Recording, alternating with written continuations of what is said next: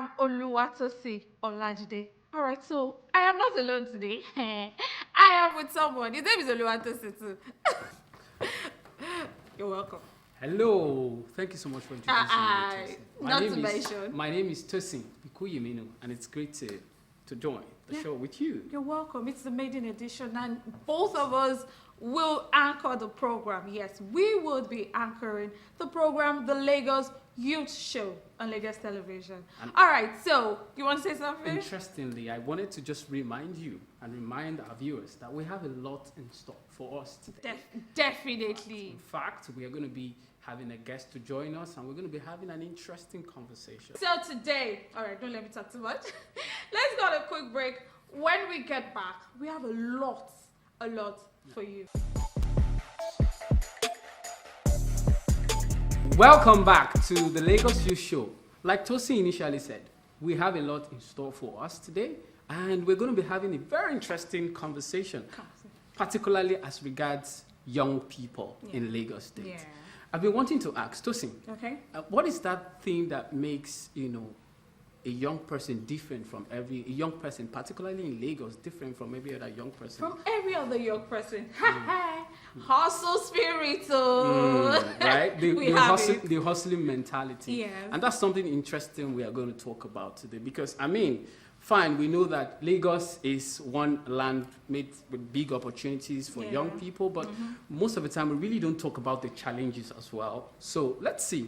We're going to dive in deep in that topic as we're going to be having a guest on the show. Yeah. We have a guest on the show. And interestingly, of course, he's also a young person, and definitely there's a whole lot we're going to be dishing out. So just stay with us after this break.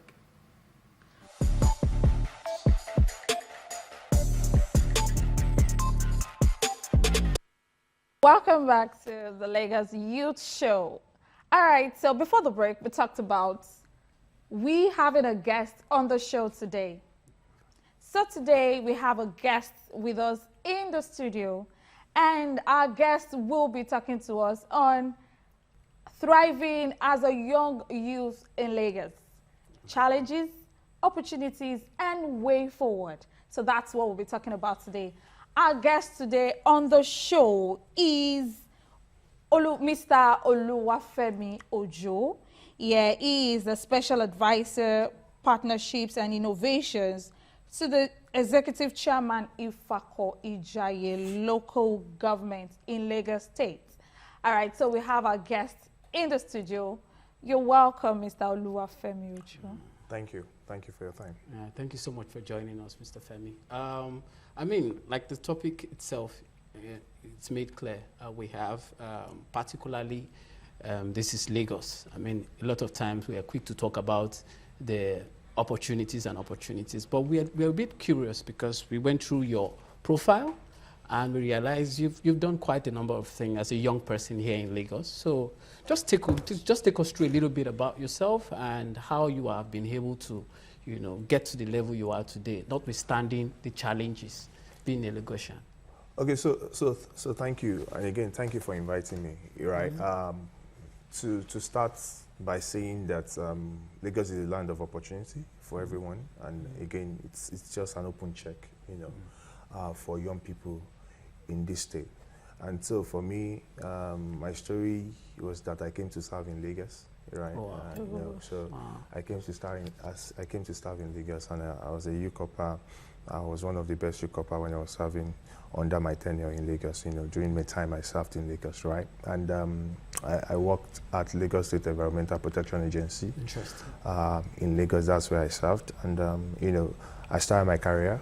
After that, I became a PA to the Permanent Secretary of Ministry of Youth, immediately after my service here. So I was pretty much involved from day one. And again, afterwards, I had an opportunity to become a Lagos State Youth Parliament member, in Lagos. And again, I've always said is you define how you want to see yourself. You define how you want to shape in your life, and how much intentional you are about your life. So in the course of all of that, obviously I left as a PA of that permanent secretary, and I had a job in the oil and gas sector where we consulting for ExxonMobil, Total, and the rest. So I started my career like that. So then it was just obvious.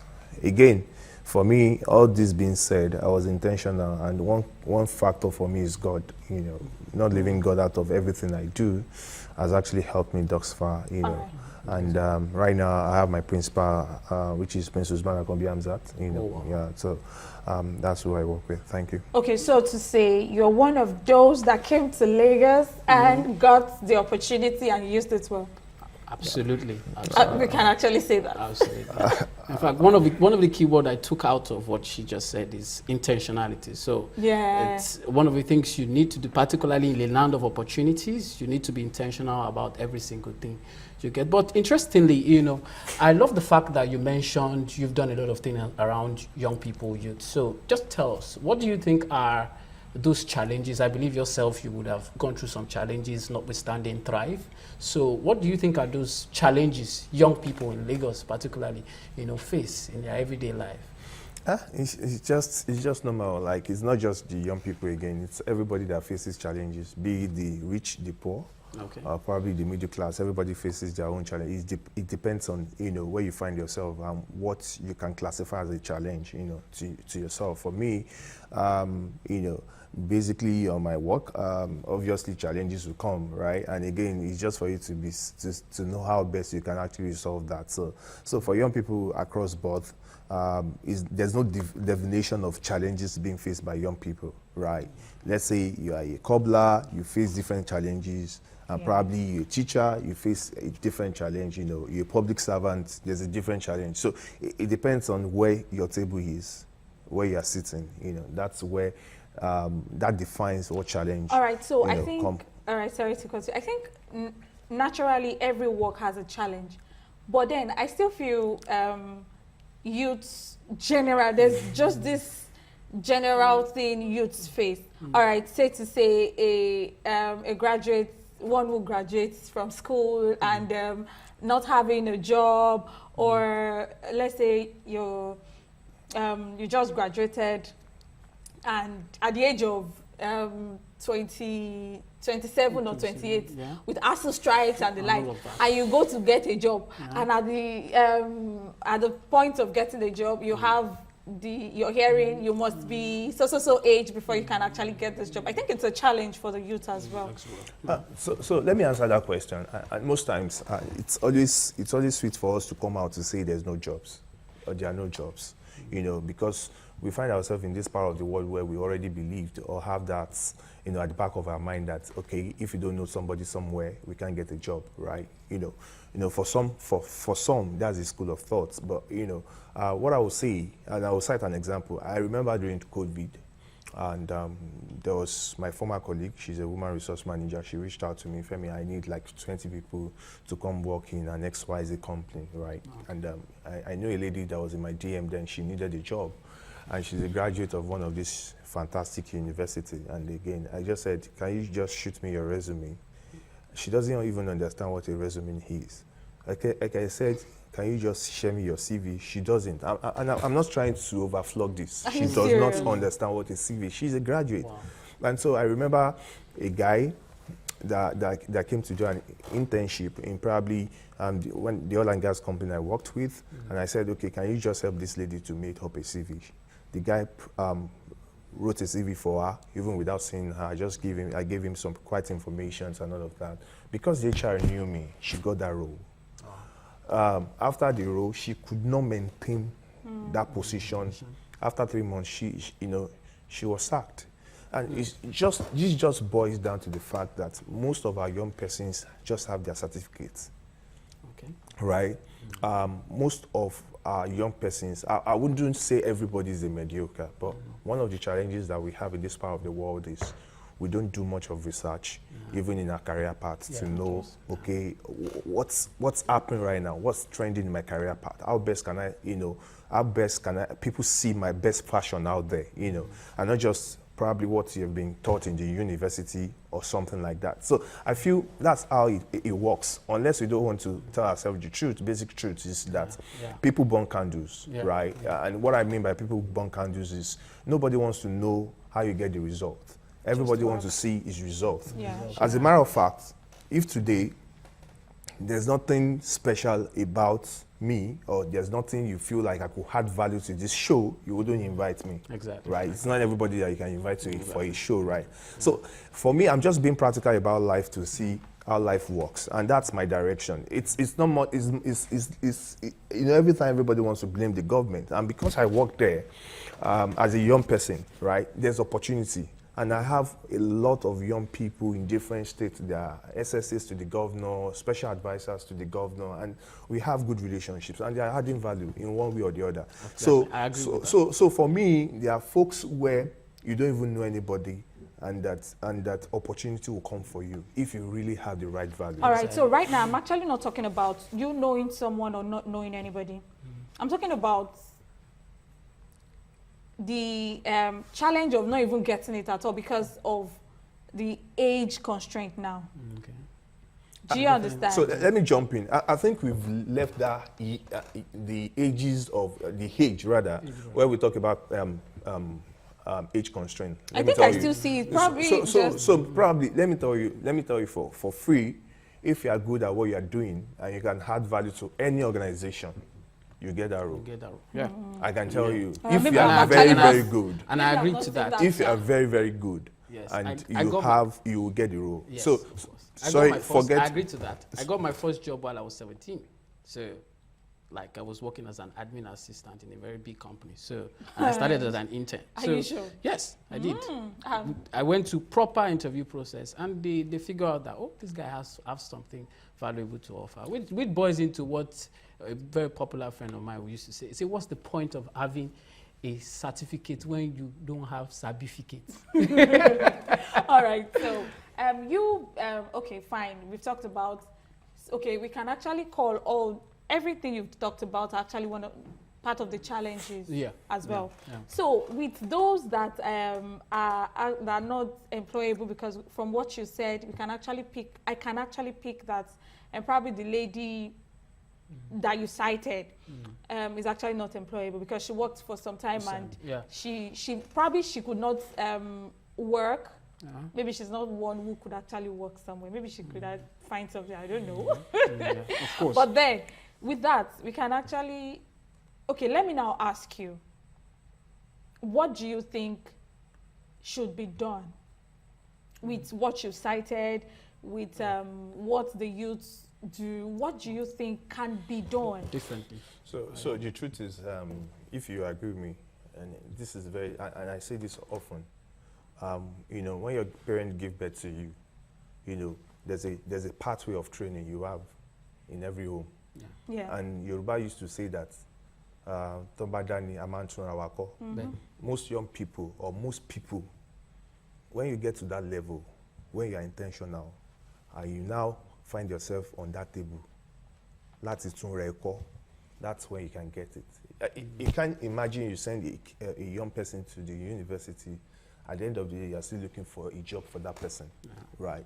And the person cannot even cope. Yeah. That's a different conversation on its own, you know. And so I'm not saying we don't have challenges in our society in terms of unemployability or opportunities. I'm not saying we don't have. But the ones that have it and they can't make use of it, don't forget the fact that the lady I cited, if she continues that job, it is accepted that she can put food on her family's table, probably be able to take care of 5 persons or 10 persons. Now, because she does not have that job, probably 5 people that we're mentioning now will not be able to eat. So it's always a different perspective, all right? So my answers or my feedback or my opinion stands to some of this perspective, not all, right? There are some that do not have access to, you know, opportunities like this because they do not have access to information, right? And I know that in Lagos State, I can cite example of what the state government is doing with the Teams Plus agenda, what different local governments are doing. I can cite those examples and number of youths even that have been empowered, even with vocational skills, with tech skills and all of that. I can sit here and tell you the numbers the chairman of Fakoja local government have done in the last 3 years. I know there's an election year coming this year, but I can actually tell you on my head that this is the numbers we've done, and this is the numbers we have been able to place on jobs 9 to 5. Okay. I can be proud to say that, and I can be proud to say that we have impacted lives, and I can be proud to say that I'm proud of people that have impacted lives, try to get jobs for young people. Yeah. All right. Okay. Not even looking at those kind of challenges. So, Mr. Femi, let's even take the conversation a little bit different, because I've been wanting to say this. Being a young person in this time and age is quite different from being a young person in the 90s, in the 80s, right? So I want us in the 2000s. It's a completely different ball game. So I want us to see this thing from another angle, and one of those angles I wanted to see. Let's talk about distraction, because we are at that time now where there's social media, there's conventional media, there's entertainment, there's showbiz. It's kind of looking like there's too much. In fact, I was doing a study recently and come to realize that one of the issues young persons are facing this time and it is information overload. You just pick up your phone. Too much information. You pick up your phone today. There's Instagram, there's Facebook, there's notification from your email. So that is a lot, and we can't change the fact that these young people have a lot they're trying to be, and there's also peer pressure, associated with all of this. So let's break it down a little bit. How are you able to, despite all of this distraction on our hand, what would you advise every young person out there, for the things they need to do differently to avoid or completely minimize these distractions? All right, please, before he answers the question, okay. Let's go on a quick break. Okay, yeah, that's fine.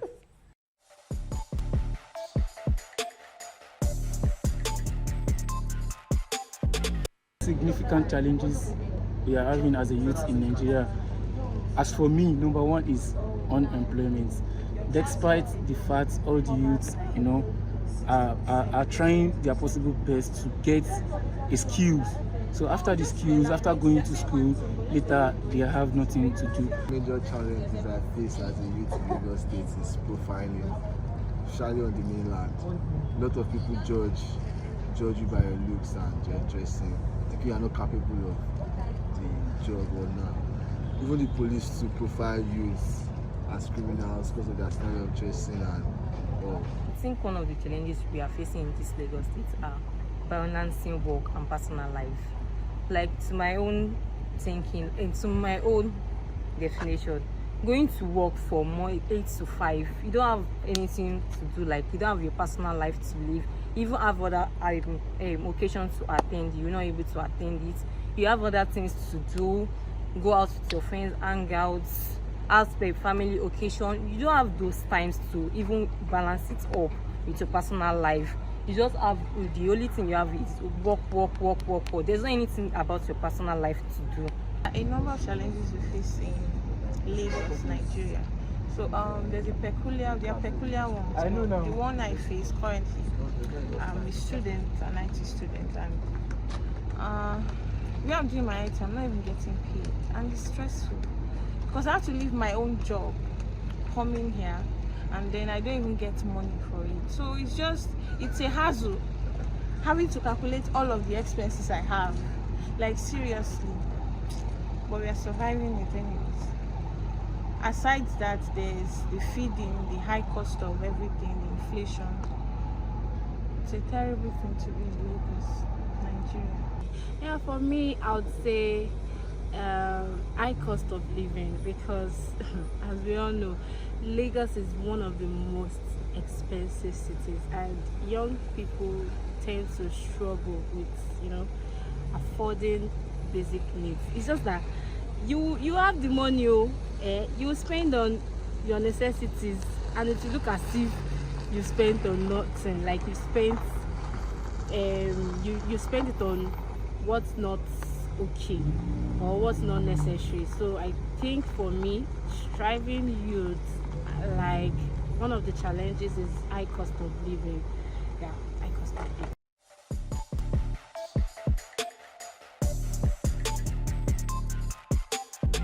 Welcome back to the maiden edition of the Lagos Youth Show. Stay with our guest. So, Mr. Femi, I would like us to, take the conversation a little bit outside from a different perspective. Now, like we're looking at, it is a different thing to be a young person in this age and time compared to being a young person in the 90s or in the 80s. So I would like to ask, because I believe as a young person myself, distraction is one of the major challenge every young person now is, facing with social media, with showbiz and all of that. So tell me, yourself, how have you been able to, get less distraction with the challenges young people are facing and to be the person you are today? So if I'm going to just answer that straight and to be straightforward, it's just that the word is just very underlined, being intentional. So for me, you know what you want. It's not those social media platform that's going to pay my bills. And again, obviously, I can't even finish everything that's on my table.